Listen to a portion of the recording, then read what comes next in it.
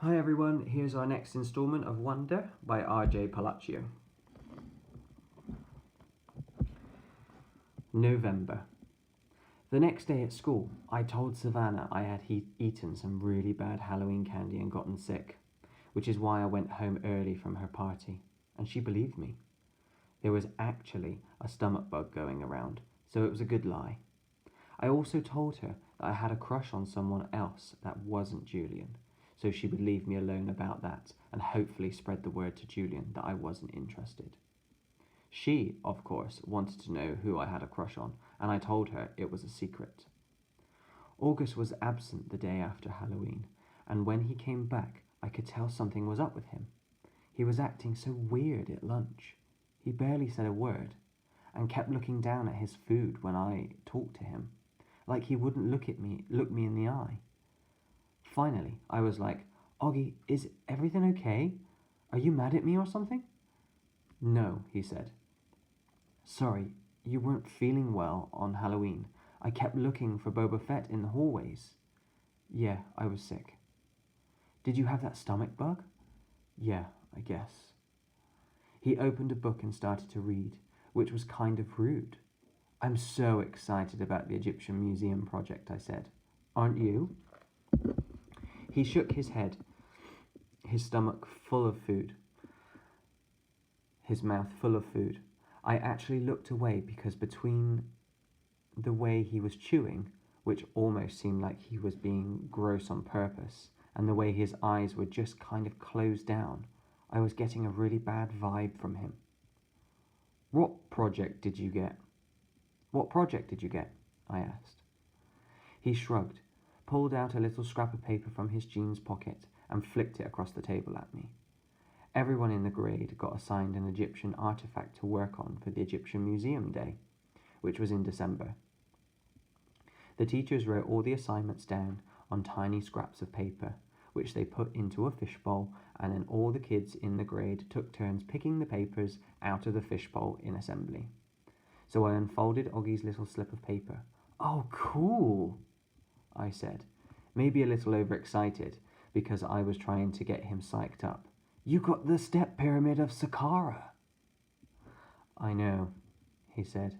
I got Anubis, the god of the afterlife. The one with the dog head? It's actually a jackal head, I corrected him. Hey, you want to start working on our projects together after school? You could come over to my house. He put his sandwich down and leaned back in his chair. I can't even describe the look he was giving me. You know, Summer, he said, you don't have to do this. What are you talking about? You don't have to be friends with me. I know Mr. Tushman talked to you. I have no idea what you're talking about. You don't have to pretend, is all I'm saying. I know Mr. Tushman talked to some kids before school started and told them they had to be friends with me. He did not talk to me, August. Yeah, he did.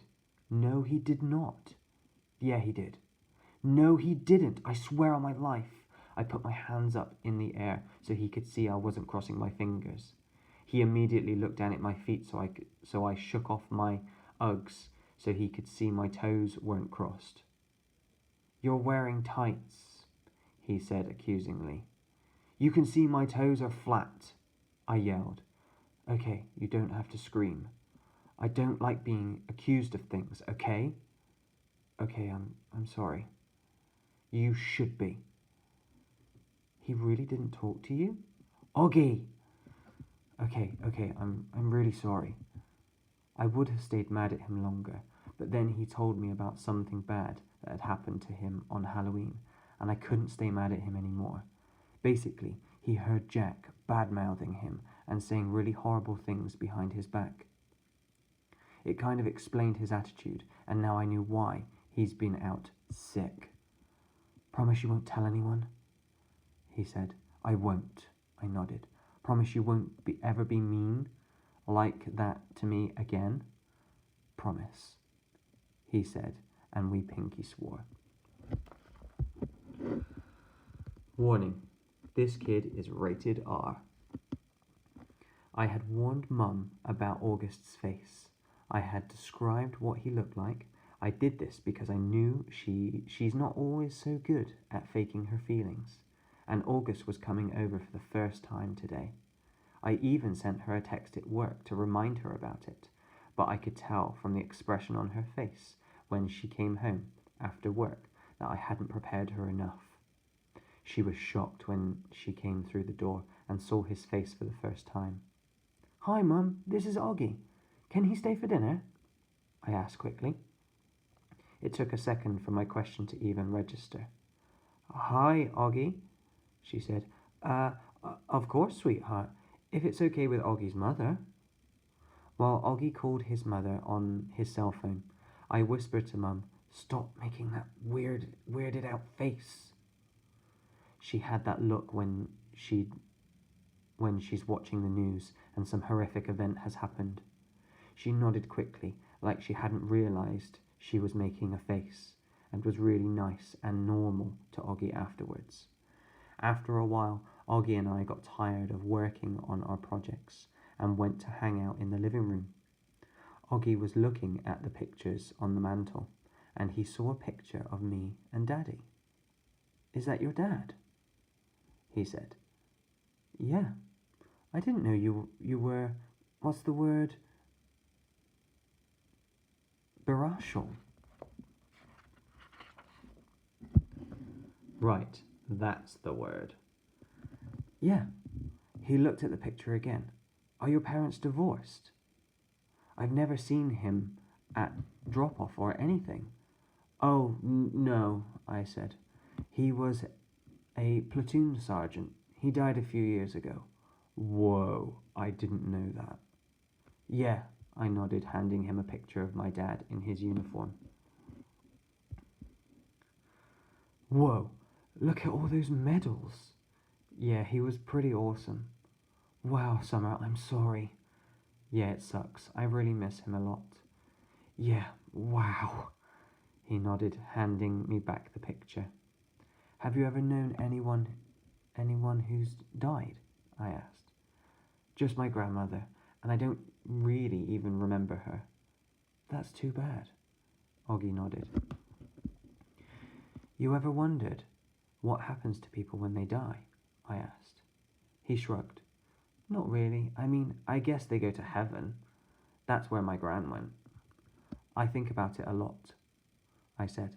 "I think when people die, their souls go to heaven, but just for a while. Like, that's where they see their old friends and stuff and kind of catch up on old times.